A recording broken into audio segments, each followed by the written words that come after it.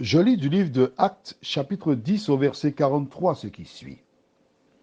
Tous les prophètes rendent de lui le témoignage que quiconque croit en lui reçoit par son nom le pardon des péchés. Prions. Notre Seigneur et notre Dieu, nous te remercions pour le privilège que nous avons une fois de plus de trouver en toi la paix, le bonheur et le pardon des péchés. Merci Seigneur pour ta parole que nous venons de lire, qu'elle porte du fruit jusque dans la nouvelle Jérusalem. En nous, nous t'en prions, au nom de Jésus et pour ta gloire éternelle. Amen. Pierre était un pêcheur. Il travaillait sur un bateau avec son père et d'autres. Mais quand Jésus l'appela, il lui a dit, je ferai de toi un pêcheur d'hommes, un gagneur d'hommes pour mon royaume. Il parla avec son cœur. Il rapporta ce qu'il a vécu. Et le Saint-Esprit l'utilisa. Beaucoup de personnes souvent disent, j'ai fait ci, j'ai fait cela, j'ai été par-ci, j'ai été par-là. Mais non. C'est le Saint-Esprit qui utilise des personnes. L'éloquence n'est rien. Ce qui est important, c'est la relation d'une personne avec Jésus de Nazareth. C'est à ce moment que le Saint-Esprit peut l'utiliser. C'est à ce moment que le Saint-Esprit peut agir puissamment. Seulement lorsqu'elle est sous l'égide du Tout-Puissant. Voilà donc Pierre qui dit, tous les prophètes rendent de lui le témoignage. En fait, quand tu lis la parole de Dieu, depuis le livre de la Genèse,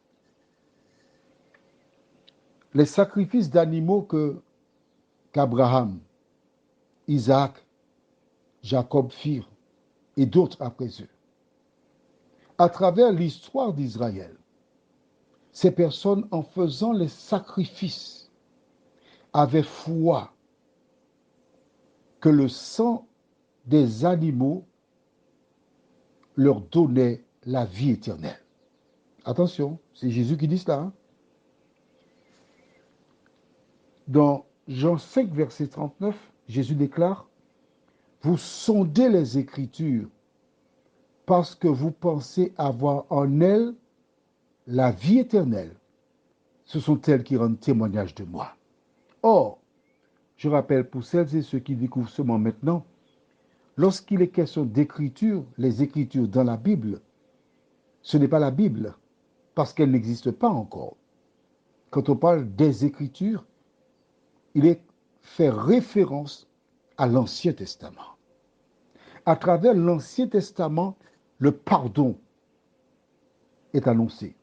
Comment obtenir le pardon des péchés? Nous verrons prochainement un complément. Mais dans Proverbe 28, verset 13, la Bible déclare, ou les Écritures déclarent, celui qui cache ses transgressions ne prospère point, mais celui qui les avoue et les délaisse obtient miséricorde. Dans l'Ancien Testament déjà, la notion de pardon existait, mais il y avait des conditions à remplir. Le voleur devait reconnaître qu'il a volé.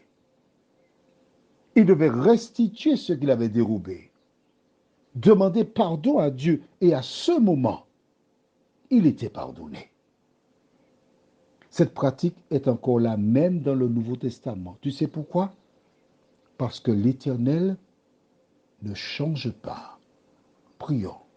Notre Seigneur et notre Dieu, combien nous sommes heureux de découvrir que tu es le même hier, aujourd'hui, demain, éternellement. Merci Seigneur parce que Ce dont nous avons besoin, c'est le pardon de nos péchés. Et Pierre déclare que tous les prophètes, leur message était de tourner le regard des hommes vers Jésus, l'agneau de Dieu qui ôte les péchés du monde. Éternel, merci de continuer de nous diriger, de nous fortifier, afin que nous soyons en mesure chaque jour de marcher dans tes voies, nous t'en prions, au nom de Jésus pour ta gloire éternelle. Amen. Je te souhaite une bonne nuit et que Dieu continue de te fortifier.